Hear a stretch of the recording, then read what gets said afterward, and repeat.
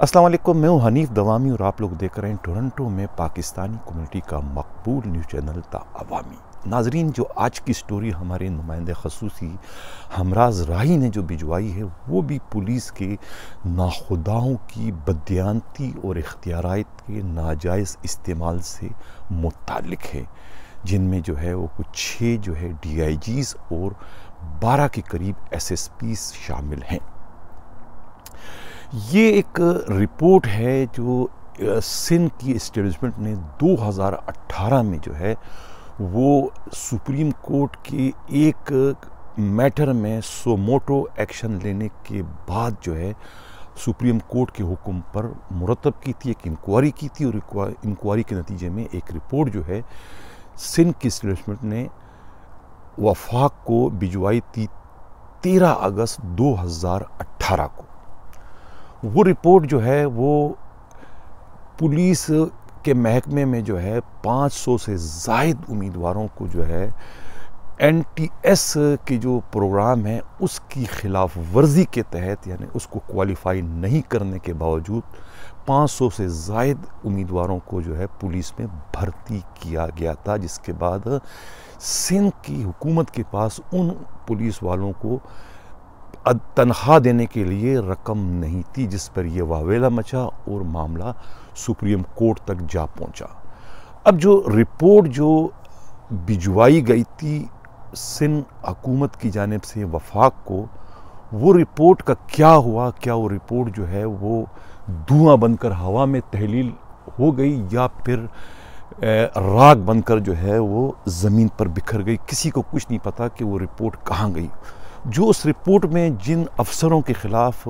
Action लेने की जो है सिफारिश की थी सिंध हुकूमत ने, उनमें जो है DIG डॉक्टर साईं रकीयो मीरानी जो ऑलरेडी रिटायर हो चुके हैं, उनका नाम था।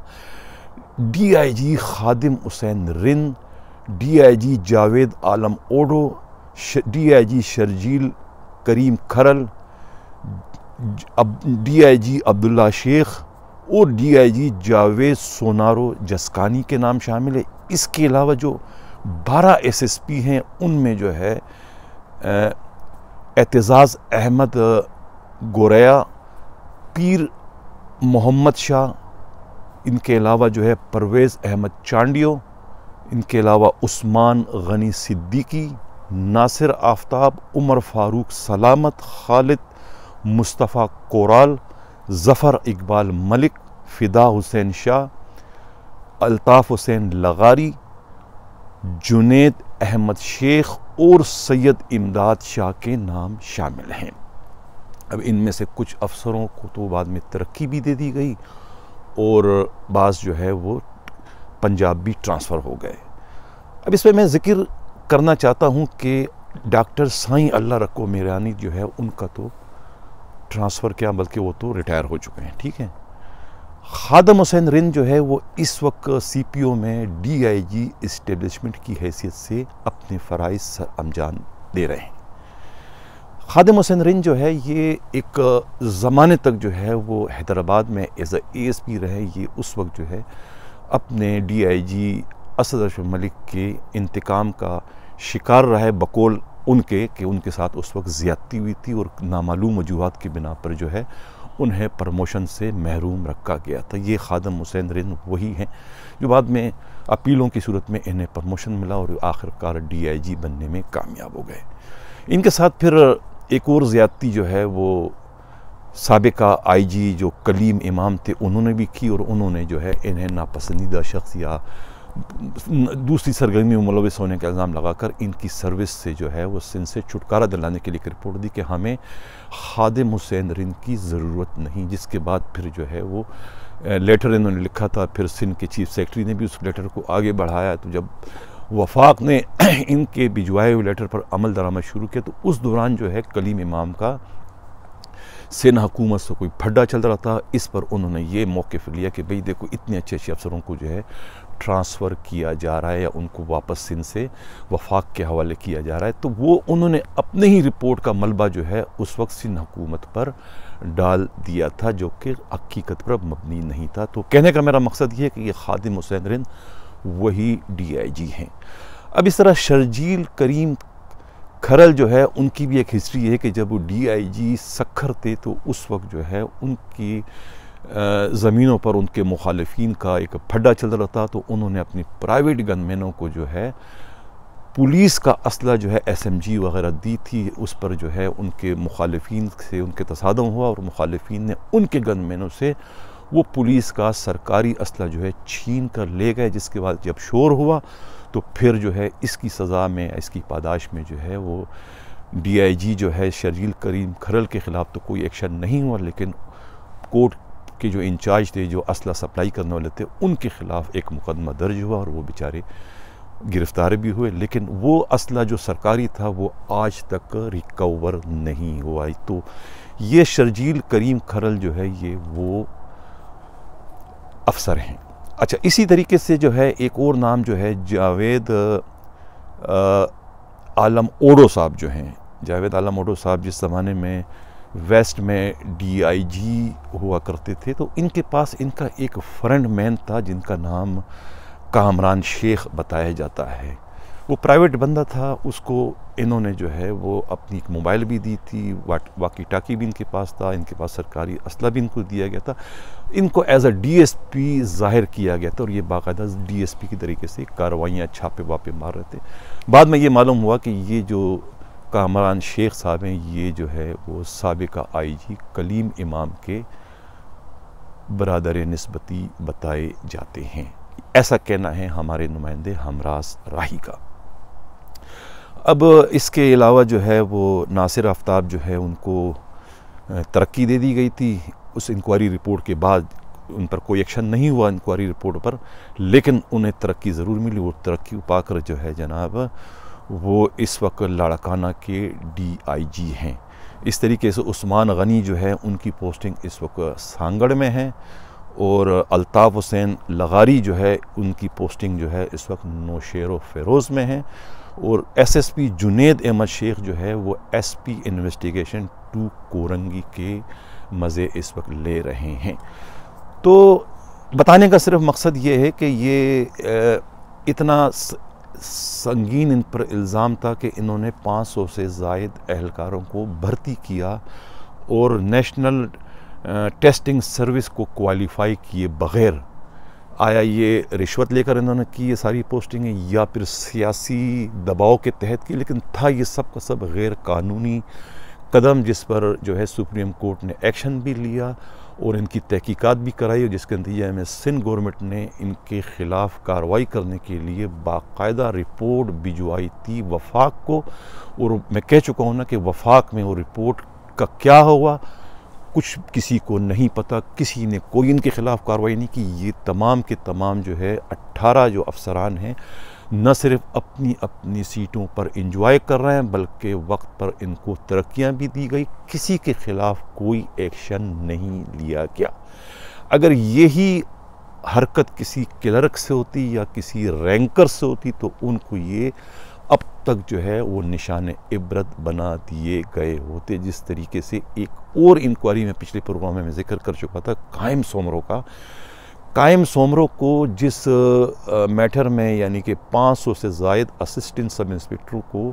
सब इंस्पेक्टर बनाने के जुर्म में जो है उन्हें नौकरी से डिसमिस किया गया था, उसमें भी उनका कसूर कायम सोमरो का नहीं था।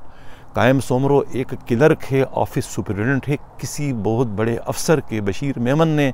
उनसे कहा कि भाई ये सब कुछ करो, तो बशीर मेमन के ख़िलाफ़ तो कार्रवाई कोई नहीं हुई।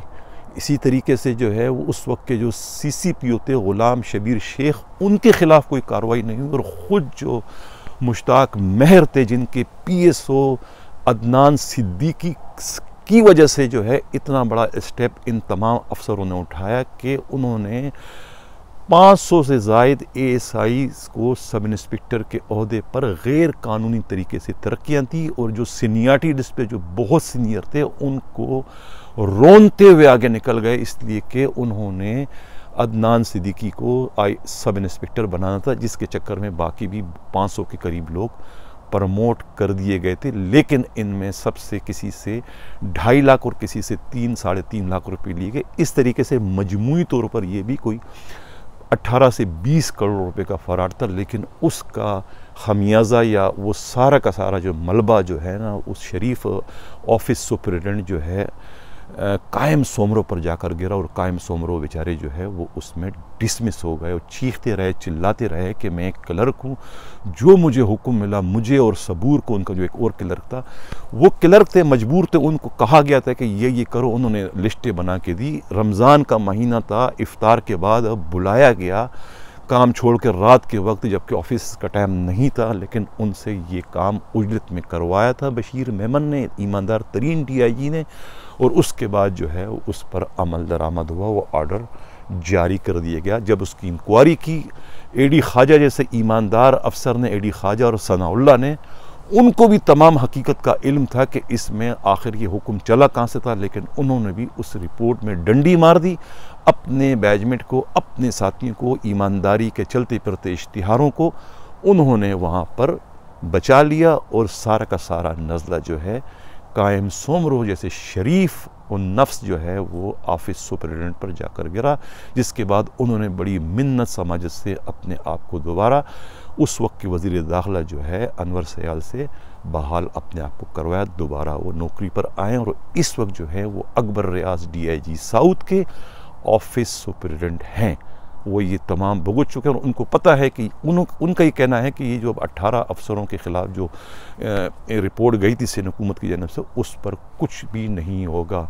हमारे नुमाइंदे हमराज राही का कहना है कि इनमें जो है अब्दुल्ला शेख जो है वो इस वक्त DIG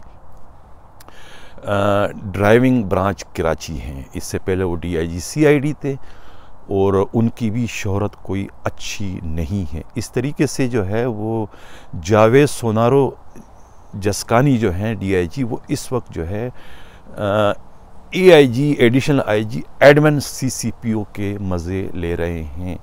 अफसोस के इन अफसरों के ख़िलाफ़ जो है वो इतना संगीन जुर्म था, और इसमें सुप्रीम कोर्ट को मुदाखलत करनी पड़ी, और जिस पर जो है सिंध और वफाक में एक झगड़ा भी चलता रहा, लेकिन उसके बावजूद सिंध हुकूमत ने तो अपना फ़र्ज़ पूरा किया। सिंध हुकूमत ने तो अपने ही अफसरों के ख़िलाफ़ एक इंतहाई मरबूत और पुरअसर रिपोर्ट बना के वफाक के मते मार दी कि भाई अब आप इस पर कार्रवाई करो, इसलिए कि वो सब के सब जो है 19 और 20 ग्रेड के अफसरान थे। 19 और 20 ग्रेड के अफसरान के ख़िलाफ़ एक्शन प्रोविंस यानी सूबाई हुकूमत लेने की मजाज नहीं होती। कायदा कानून के तहत उन पर जो है कार्रवाई का हक़ सिर्फ़ व सिर्फ वफाक को होता है, लेकिन वफाक ने भी इस मौके पर जो है गफलत, लापरवाही का मुजाहरा किया, या वो भी सियासी असर रसूख का शिकार हो गए, और उन्होंने इस रिपोर्ट पर कोई कार्रवाई नहीं की। किसी एक भी SP, किसी एक भी DIG को कोई शोकास नोटिस नहीं मिला, बल्कि वो पहले कह चुका हूँ कि वो रिपोर्ट ना जाने सिगरेट का धुआं बनकर हवा में कहीं तहलील हो गई, या फिर राख बनकर जो है ज़मीन पर बिखर गई, इसका किसी को इल्म नहीं है। लेकिन वो अफसरान मौजूद हैं जिनमें से एक डॉक्टर साईं रकीयो मीरानी जो थे DIG, वो रिटायर हो चुके हैं। बाकी खादिम हुसैन रिंद, जावेद आलिम ओडो, शर्जील करीम खरल और अब्दुल्ला शेख जो है वो अभी भी अपनी अपनी पोस्टों को इंजॉय कर रहे हैं, चूँकि इनका ताल्लुक़ जो है वो PSP ग्रुप से हैं, हुक्मरानी वाले ग्रुप से हैं। पुलिस के ये नाखुदा हैं, इनके ख़िलाफ़ कार्रवाई करना या इनके ख़िलाफ़ कार्रवाई करने का सोचना, तसव्वुर करना भी एक तरीके से गुनाह है, जुर्म है। इसलिए कोई भी इनके ख़िलाफ़ कार्रवाई करने को तैयार नहीं। ये जो चाहें करें, इनसे कोई पूछने वाला नहीं। अगर यही जुर्म, यही गुनाह किसी रैंकर से हुआ होता तो वो उसको अब तक जो है वो कायम सोमरों की तरह से निशान इबरत बना दिया गया होता। ये रिपोर्ट थी हमारे नुमाइंदे खसूसी हमराज राही की। हमराज राही की रिपोर्टें इतनी खौफनाक होती है कि उस पर बाद औक़ात प्रोग्राम करते हुए मुझे एक बार नहीं, दो बार नहीं, कई बार सोचना पड़ता है, इसलिए कि इंतहाई खौफनाक किस्म की रिपोर्टें न जाने वो कहाँ से इस वक्त ला रहे हैं, और उस रिपोर्टों का सिलसिला अभी जारी है। मैं अर्ज़ कर चुका था कि ये अभी जो है मेरे सामने कुछ और फाइलें इस वक्त पड़ी हुई हैं, हैदराबाद के DIG की, हैदराबाद के SSP की रिपोर्ट है, और ये जो है क्या नाम है लाड़काना के DIG की रिपोर्ट भी पड़ी हुई है। अब इस पर मैंने वर्क करना है और काम करना है। अब इससे पहले कि मैं इजाज़त चाहूँ, फिर मैं एक बार फिर जाते जाते अपने देखने वालों, ख़ास तौर से पुलिस के उन ईमानदार अफसरों और अहलकारों से ये अपील करूँगा कि अगर वो ये चाहते हैं कि ये सिलसिला चलता रहे, पुलिस से गंदे अंडों और गंदे पुलिस वालों का बेनकाब करने का ये सिलसिला इसी तरीके से हक़ व सदाकत के साथ जारी व सारी रहे, तो प्लीज़ आपसे गुजारिश है कि मेरे इस चैनल को और मेरे इस टीम पर, पुश पर जो काम करने वाली टीम है, इनकी हौसला अफजाई के लिए इस चैनल को ज़्यादा से ज़्यादा सब्सक्राइब भी करें, अपने अपने ग्रुपों में इसको शेयर भी करें, ताकि ये जो मेरी पुकार है या मेरी आवाज़ है या ये सच की जो ये प्रोग्राम है, ये दूर दूर तक सब तक जाए और सब इससे आगाह होता रहे कि उनकी पुलिस या उनके जो अफसरान हैं, उनके कारनामे क्या हैं, वो क्या करते हैं, कितने स्याह करतूतों के मालिक हैं, ये सबको मालूम हो सके। इसलिए मैं ये गुजारिश करता हूँ जाते जाते कि हम मेरे इस चैनल को, दी अवामी शो को ज़्यादा से ज़्यादा सब्सक्राइब भी करें, इसको शेयर भी करें, इसको लाइक भी करें और अपनी कमेंट ज़रूर करें। अपने कमेंट से हमें आगाह करें कि प्रोग्राम आपको कैसा लगा, अच्छा लगा, बुरा लगा। कोई चीज़ अगर इसमें आपको काबिल एतराज़ हो, हमारे नुमाइंदे ने कोई गलत किस्म की रिपोर्ट दी हो किसी भी वजह से, तो प्लीज़ आप उसकी निशानदेही जो है ज़रूर करें। मेरे स्क्रीन पर आपको इस वक्त जो है वो मेरा राब्ता नंबर जो है वो भी नज़र आ रहा होगा, 4168573283, और मेरा जो है इस चैनल का जो ईमेल एड्रेस है hdawami78@gmail.com भी आपको इस वक्त स्क्रीन पर नज़र आ रहा होगा। तो आपको कोई भी किस्म की मेरे इन रिपोर्टों से मुताल्लिक़ कोई एतराज़ हो, कोई गलत इसमें हो, तो आप उसकी निशानदेही करें, या आपके पास किसी और अफसर से मुताल्लिक़ कोई उसने ज़्यादती की हो, कोई करप्शन हो या कोई और लाकानूनियत का उसने मुजाहरा किया हो, चाहे वो कराची हो, हैदराबाद, सक्खर, बदीन, जहाँ जहाँ यह हमारा प्रोग्राम देखा जा रहा है, किसी को कोई शिकायत हो पुलिस के महकमे से मुतालिक या डिप्टी कमिश्नर से मुतालिक, किसी भी से मुतालिक सिंध हुकूमत की, वो बिला झिझक हमें जो है इन एड्रेसेस पर हमसे रब्ता कर सकते हैं। अपनी फरियाद, अपनी पुकार हम तक पहुंचा सकते हैं। हम उनकी आवाज़ को दुनिया भर में पहुंचाएंगे। इसी के साथ मैं इजाज़त चाहता हूं। अल्लाह हाफिज़।